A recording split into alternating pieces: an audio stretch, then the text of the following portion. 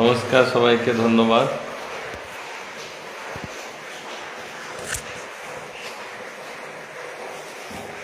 কিছু প্রশ্ন আছে আপনার কাছে। প্রথম প্রশ্ন হচ্ছে, আমরা ফেসবুক থেকে জানতে পারছি আগামীকালকে নাকি আবার রিভিউ মেনশন করা হবে, যদিও রিভিউ অলরেডি লিস্টেড হয়ে গেছে আগামী মঙ্গলবার অর্থাৎ 5 তারিখ। তো আগামী কালকে যে রিভিউ মেনশন করা হবে এই সম্পর্কে আপনার মতামত কি? সাধারণত 5/8/2025-এ আপনারা সুপ্রিম কোর্টের ওয়েবসাইটে দেখতে পাবেন কজ লিস্টে রিভিউ আছেন বিচারপতি জাস্টিস সঞ্জয় কুমার এবং সতীশ কুমার শর্মা জাস্টিস। এখানে প্রায় 179টা মতো রিভিউ লিস্টেড হয়েছে। প্রায় এখনো 100টি কেস রিভিউ এখনো পেন্ডিং আছে, লিস্টেড হয়নি।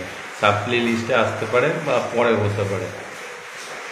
আপনাদের প্রশ্ন, কালকে আবার এই রিভিউটা পিটিশন ওই বেঞ্চে হবে কি না বা পরিবর্তিত অন্য কোনো বেঞ্চে হবে কি না এই নিয়ে মেনশন হবে। সম্ভবত কোন কোর্টে মেনশন হবে আমি জানি না।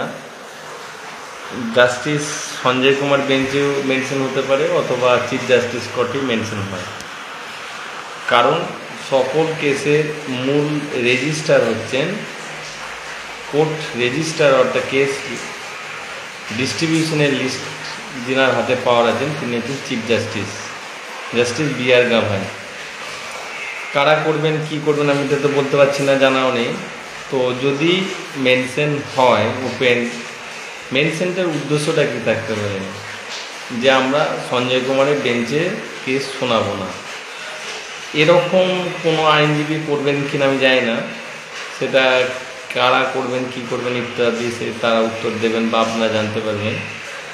সাধারণত নিয়ম অনুযায়ী এসএলপিতে যারা জাজমেন্ট দেয় তারাই রিভিউ শুনতে পারেন। এক্ষেত্রে chief justice Sanjiv Khanna retire করে গেছেন, সেক্ষেত্রে সঞ্জয় কুমার একা আছেন, তার সঙ্গে এখন কনজুগেটেড বেঞ্চ আছেন সতীশ কুমার, সভাপতি সেই বেঞ্চে লিস্টেড হয়েছে। এখন এই লিস্টেডটা যদি রেজিস্টার থেকে লিস্টেড হয়, অর্থাৎ without consent the chief justice B R. Gavai, তাহলে এই মেনশনটা নট এন্টারটেন করবেন চিফ জাস্টিস।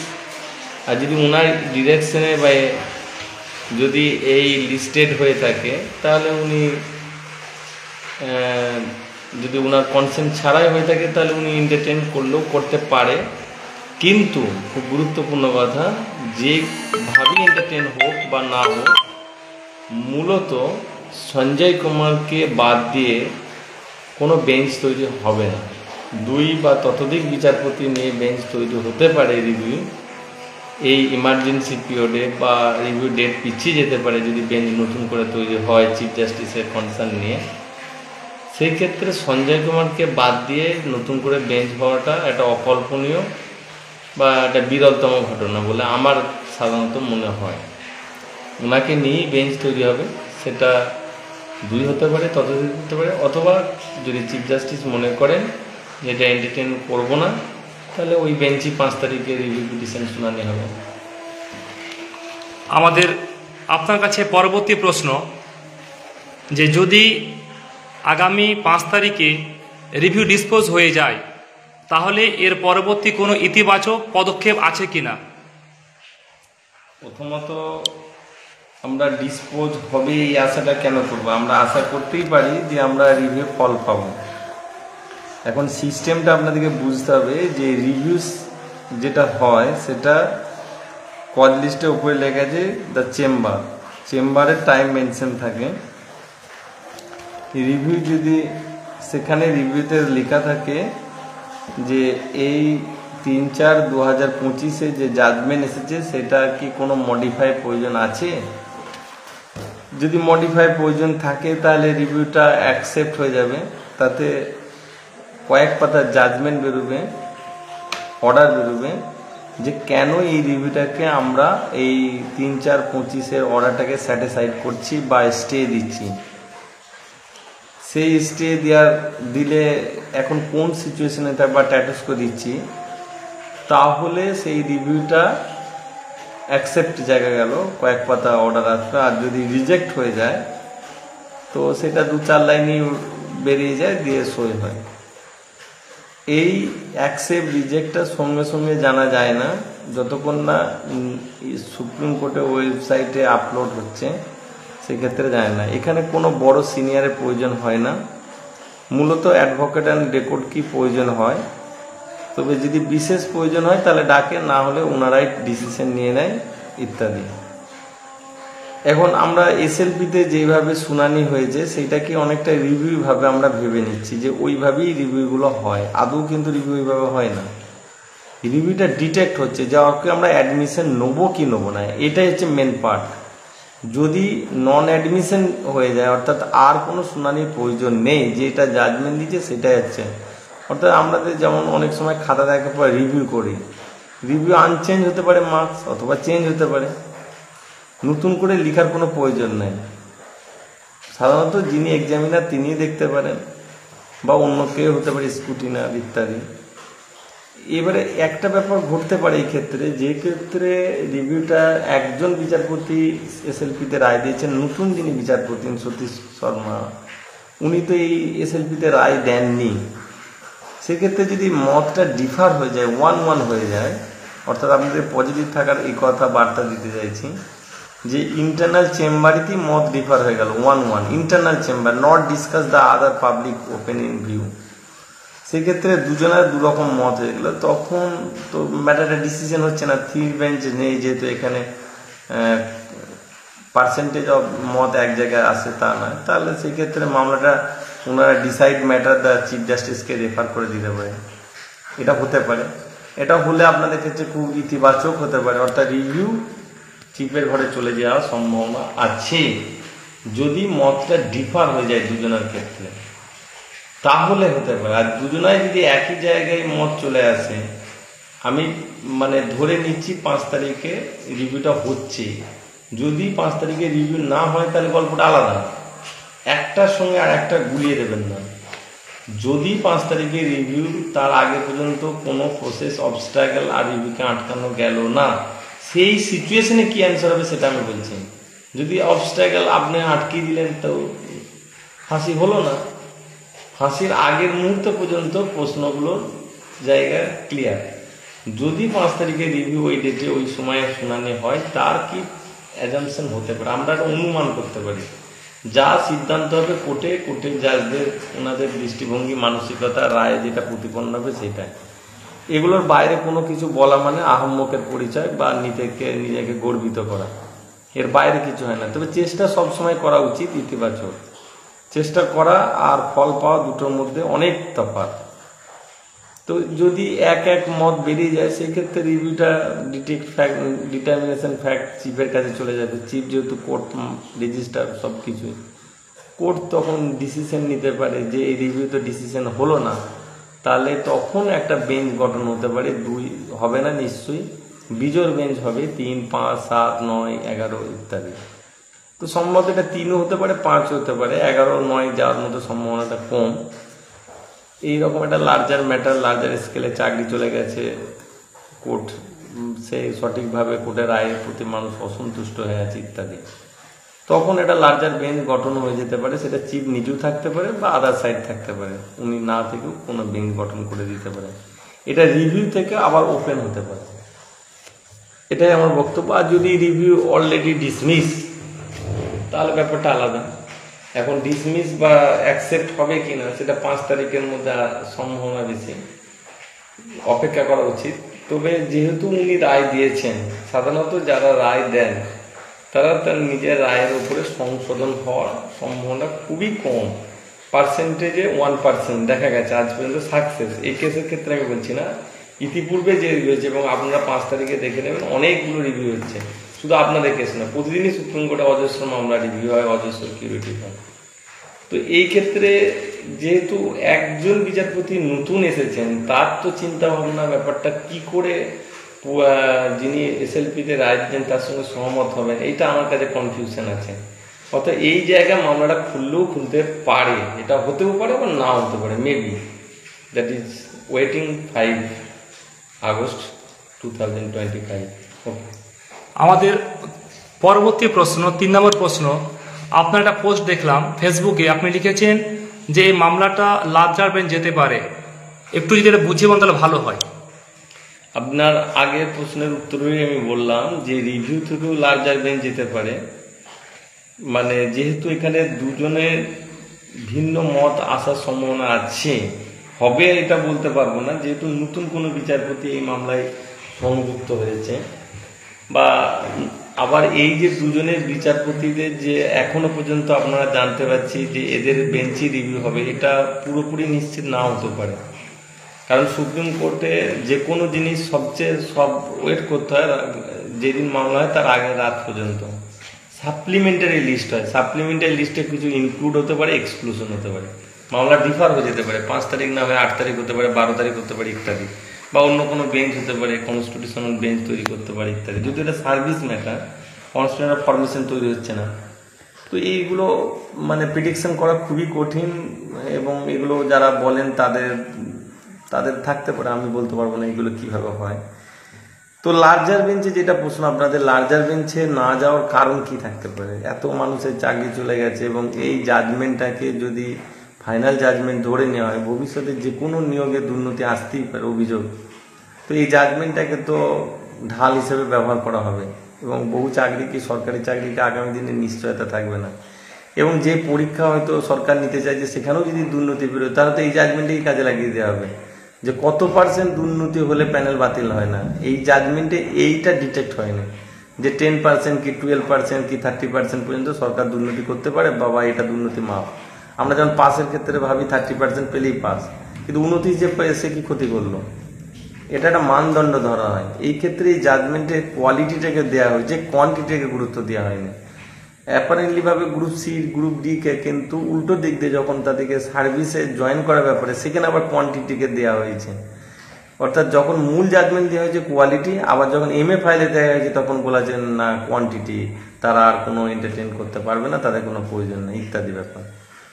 তো লার্জার বেঞ্চে দুইভাবে যেতে পারে, একটা রিভিউ থেকে যেতে পারে, আর কিউরিটিভি তো মাস্ট যেতে বাধ্য। কিউরিটিভির নিয়মটাই হচ্ছে 3 বেঞ্চ গঠন হবে, যেখানে মোস্ট অফ দ্য সিনিয়র 3 জাজ, অর্থাৎ justice BR Gavai, justice Surya Kant, justice Vikram Nath, বা ওনার 3 জন বাদু আরো 2 বিচারপতি ইনক্লুডিং হতে পারে ইত্যাদি ব্যাপার আমরা দেখেছি। কিউরিটিভিতে লার্জার বেঞ্চ যাবি, রিভিউ থেকে ডাইরেক্ট লার্জার বেঞ্চ যেতে পারে, আবার কিউরিটি থেকে যেতেই পারে। লার্জার বেঞ্চ মেবি যে হওয়া মানে 100% আমরা জিতবো এইটা প্রবাবিলিটি বলা যায় না, তবে অনেকটা হতাশা থেকে পজিটিভ। যদি ঠিক লার্জার বেঞ্চে মানে যখন SLP মামলাটা ছিল বা CA মামলা ছিল, তার চেয়ে যে নেগেটিভ দিকগুলো পিটিশনাররা যদি কিওর করতে পারে, কিউরিটিভ মিনস কি, কিওর করতে বলছে, দিস ইজ কিওরটা যদি করতে পারে, দিস লস পয়েন্ট যে কেন এই মামলাকে আমরা পার্সোনালিভাবে ডিটেক্ট করতে চাইছি, সেই জায়গায় যদি আমরা দেখাতে পারি নিশ্চয়ই, এবং দেখতে পারি, তবে এই মামলা আরেকটা নেগেটিভ দিক আছে, যেহেতু চিফ জাস্টিস সঞ্জীব খান্না রায় দিয়েছেন, সেখানে একটা চিফ জাস্টিস আর একটা চিফ জাস্টিস দেখবে যে ব্যাপারটার মধ্যে কতটা বাউন্ডারি আছে, ওপেন স্পেস নেগেটিভ আছে এই রায়ের মধ্যে, খোলার মতো কোনো অপশন কিছু আছে কিনা ধরে নিতে পারে। আমরা হয়তো অ্যাপারেন্টলি ভাবে দেখতে পাচ্ছি যে আমাদের প্রতি জাস্টিস হয় না, মানে ভিক্টিমাইজ হয়েছে। এটা একটা যেমন পার্ট, এটা হিউম্যান গ্রাউন্ডের পার্ট, এবং এই মামলাতে একটা অংশ আছে হিউম্যান গ্রাউন্ড কথা বলেছে যে একটা ডিসেবিলিটি ক্যান্ডিডেট ইত্যাদির ক্ষেত্রে।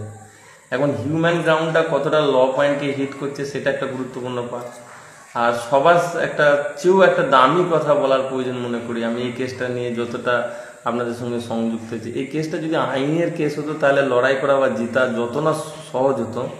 এই কেসটা তো আইন দিয়ে লড়াই হয়নি, এবং আইনের দিয়েও রায় আসেনি। আমার এটা নিজস্ব ব্যক্তিগত অভিমত, অন্যজনের ভিন্ন মত থাকতে পারে বা অন্য চিন্তা ভাবনা বিশ্বাস থাকবে। এটা হচ্ছে রাজনৈতিক একটা বলবো রাজনৈতিক সমীকরণ বা রাজনৈতিক ইচ্ছা, মতাদর্শ বা রাজনৈতিক দৃষ্টিভঙ্গি থেকে এই রায়টা এসেছে বলে আমার বিশ্বাস।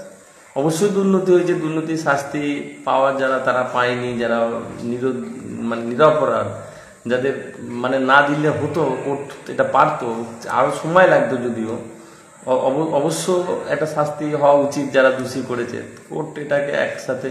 তবে এটা বৃহৎ সমাজকে হয়তো শিক্ষা দেওয়ার জন্য এটাও করতে পারে কোর্ট। এখন কোর্ট কতটা রিয়েলাইজ করবে যে সেটা দেখার আছে। লার্জার বেঞ্চে নিশ্চয়ই এই বিষয়গুলো বিস্তারিত আলোচনা হবে। আশাবাদী আমরা যে কোনো না কোনো সময় তো ঈশ্বর ভগবান বা আল্লাহ আছেন, কোনো ন্যায় বিচার ফিরিয়ে দিতেই পারে, সেটা টাইম ব্যাপার। এবং রাজনৈতিক নেতাদের যে দর্শন, যে তাদের যে অভিপ্রায়, তাদের যে মনোবাসনা, সেগুলো নিশ্চয়ই সময় সাপেক্ষে পরিবর্তিত হবে। হচ্ছে, অলরেডি হয়নি এমনটা বলা ভুল, হচ্ছে, আবার কিছুটা থমকে থাকছে। এখন কিভাবে হবে সেটা তো সময়ের জন্য অপেক্ষা। আমার পরবর্তী প্রশ্ন আছে, আজকে সমস্ত শিক্ষক যারা যোগ্য শিক্ষক চাকরিহারা আমাদের মতো, আজকে তারা কিন্তু পরীক্ষা নিয়ে বড় চিন্তার মধ্যে আছেন।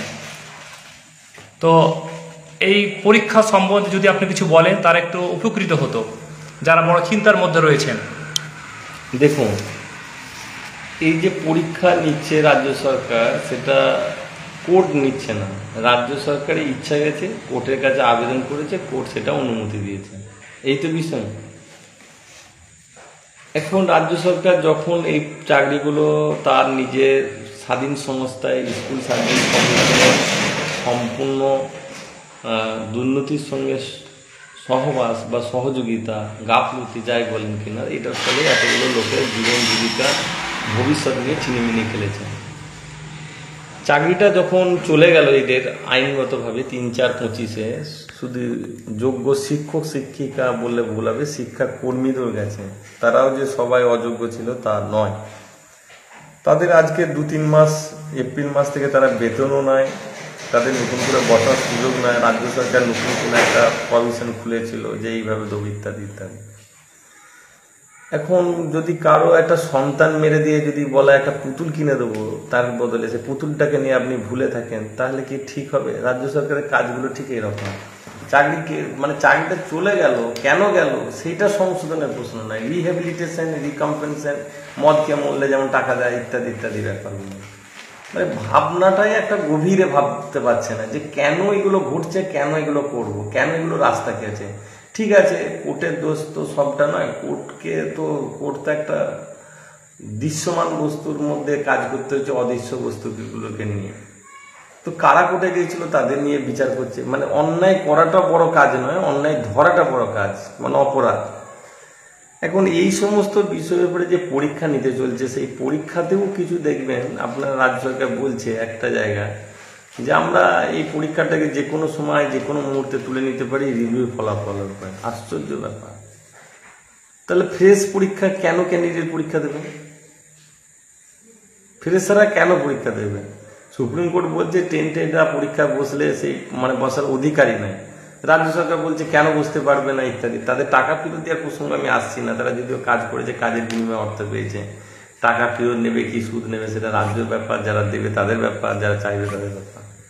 সুপ্রিম কোর্টে একটা প্যারা অংশ তারা পড়ছে আর একটা প্যারা পড়ছে না, একটা ওয়ার্ড তারা দেখছে আর একটা দেখছে না। গোটা রাজ্যটাই মানুষগুলোকে সবই মানে বাদল পোকা যেমন হয়ে গেলে ভ্রমণ করে ঘুরে বেড়াচ্ছে, ছেলে মেয়ে সবাই ঘুরে বেড়াচ্ছে।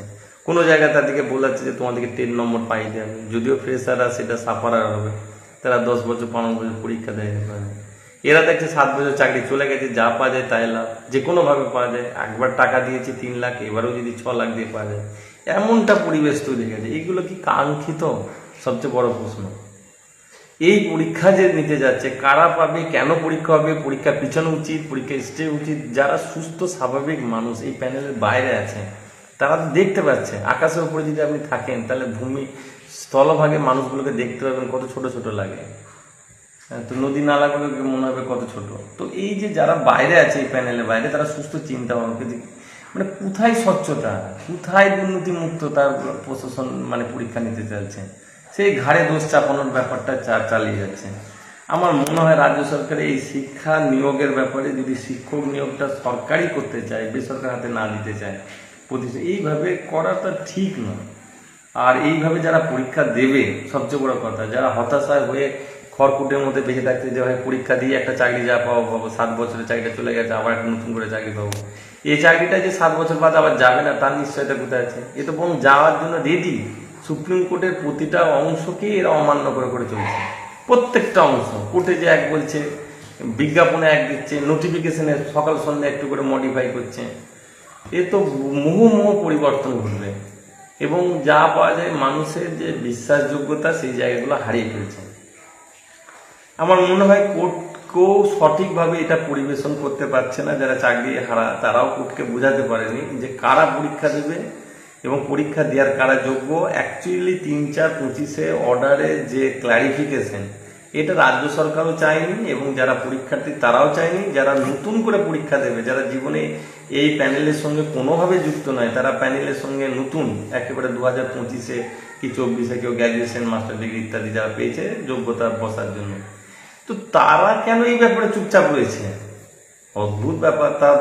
তারা তো পরে বলতে গেলে বলবে তুমি তো শর্ত মেনেই ঢুকেছো, কন্ডিশন মেনেই দিচ্ছ, সবই কন্ডিশন। এখন সুপ্রিম কোর্টকে বলতে গেলে তাদের আবার সময় নেই, তারা ব্যাপারটা বুঝতে পারছে না। কিছু ভ্যাকেন্সিগুলোকে তারা সম্পূর্ণ অমিট করে দিয়েছেন। তাহলে অমিট ভ্যাকেন্সির উপরে কি করে সে পরীক্ষা দেবে?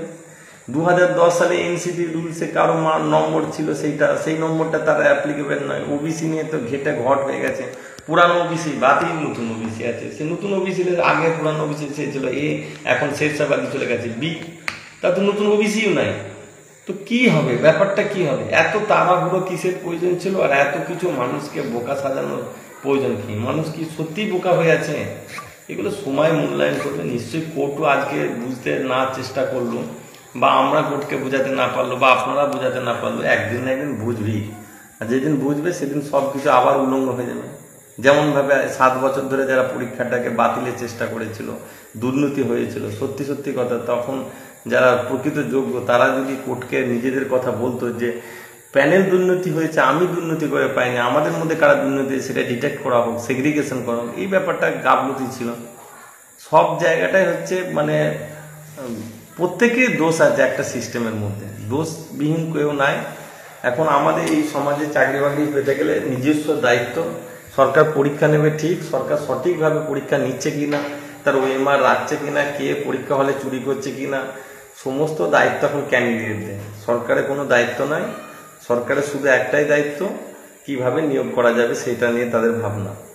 এই এত জটিলতার মধ্যে আমরা আশাবাদী, নিশ্চয়ই কোর্টকে কেউ যদি কেউ ব্যক্তি যে কোনো সময় বহু লোক চেষ্টা করেছে ওএমআর নিয়ে, কোর্ট সেটাও শুনতে চাইছে না। এখন কোর্ট কোনো একটা জায়গায় রিজিড হয়ে বসে রয়েছে যে না, এটা সমাজকে বার্তা দিতে হবে, সমাজকে মানে জি মেরে বউকে শেখানোর মতো ব্যাপার হয়ে গেছে কেসটার মধ্যে। যে গোটা যায় পশ্চিমবাংলার 26,000 মানুষ মরলো, তো গোটা ইন্ডিয়ার লোক বুঝতে পারছে ভাই দুর্নীতি করা যাবে না। Rail, bank, post office, navy ইত্যাদি, হ্যাঁ, দুর্নীতি করলে পশ্চিমবঙ্গের মধ্যে হালাত করে দেবো। বলা হয় না যে ওরকম অবস্থা করে দেবো, হ্যাঁ দেখেছো তো অমুক করে দেবো। এই যে একটা কোর্টের একটা ইঙ্গিত, সেই ইঙ্গিতটা কখন মানে কুল হবে আমি বুঝতে পারছি না। তবে নিশ্চয়ই হবে না এমনটা বলা ভুল। পরীক্ষা যদি হয়েও থাকে, আমি ধরে নিলাম আপনাদের পরীক্ষা পিছানো বা পরীক্ষা স্টে এই নিয়ে আপনাদের যত কৌতূহল, পরীক্ষা হয়েও যদি থাকে, পরীক্ষার রেজাল্ট বেরোবে এমন নিশ্চয়তা কোথায় আছে? আর এই রেজাল্টের উপরে চাকরি পেলে প্যানেলটাই টিকবে কোথায় নিশ্চয়তা আছে? যে প্যানেল বৈধতা ছিল, যে চাকরি বৈধতা ছিল, যার জন্ম নিয়ে এত প্রশ্ন ছিল না। এই মামলা তো 2016 সালে যিনি মামলা করেছেন, জাজমেন্টে পরিষ্কার লিখেছেন সুপ্রিম কোর্টের যে 3/4 যে তার এজ কনসেশন বা রিল্যাক্সেশন নিয়ে মামলা। তাদের এজ মূল মামলা এলো 21 সালে। তো প্যানেল এক্সপায়ারের পর মামলা হচ্ছে সব, মানে অ্যাপ্রুভাল হয়ে যাওয়ার পর, বা আপনাদের যখন অ্যাপ্রুভালগুলো হয়নি, ওই কনফার্মেশনগুলো আপনারাই কেন করেননি আমি বুঝতে পারছি না। তো এই জায়গাগুলো ঠিক নিশ্চয়ই পরীক্ষা হওয়া না হওয়ার চেয়েও বড় ব্যাপার, পরীক্ষাটা কতটা বৈধতা হবে এইটা আমাকে মনে হয় সবার ভাবার প্রয়োজন হয়েছে এবং ভাবা উচিত। তবে এগুলো ভাববেও না কেউ, সবাই এখন কোশ্চেন পাবো, কোশ্চেন কালেকশন করব, বা কিভাবে পরীক্ষা ভালো দেবো ইত্যাদি নিয়ে মগ্ন আছেন। ঠিক এইগুলো সুযোগ নিয়ে নিচ্ছে আদার সাইড থেকে। আমরা আশাবাদী পরীক্ষা কোনো না কোনো সময় এই পরীক্ষার স্বচ্ছতা নিয়ে যদি কেউ লড়াই করে, সেই পরীক্ষার স্বচ্ছতাকে দাবি করে যোগ্যরা অবশ্যই পুরানো চাকরি যদি তারা কোর্টে কোনোদিন রিভিউ বা কিউরেটিভে জিতে যায়, তো এই চাকরি পেলেও ওই চাকরিটা ফিরে পাবে। ওটার সঙ্গে তো এটা কোনো সম্পর্কই থাকছে না। মূল চাকরি সেটা আপনার মূল ডিমান্ড। আপনার একটা 1 বছর মানে 5 বছরের ছেলে মেলাতে হারিয়ে গেছিল, 15 বছর বাদে সেই ছেলেটা খুঁজে পেলেন, আবার একটা দ্বিতীয় সন্তান হলো, তাহলে কি আপনি কি একই করবেন? ওটা তো আপনার প্রথমকারের জীবনের চাকরি এবং ন্যায় হকের চাকরি। এই চাকরি আপনি নেবেন কি নেবেন না, এবং যোগ্যতা সবচেয়ে ধরে নিন। আমি তর্কের খাতিরে বললাম একটা মানুষের কমেন্টে যে এই পরীক্ষা হলো 90% সফল হলো, যারা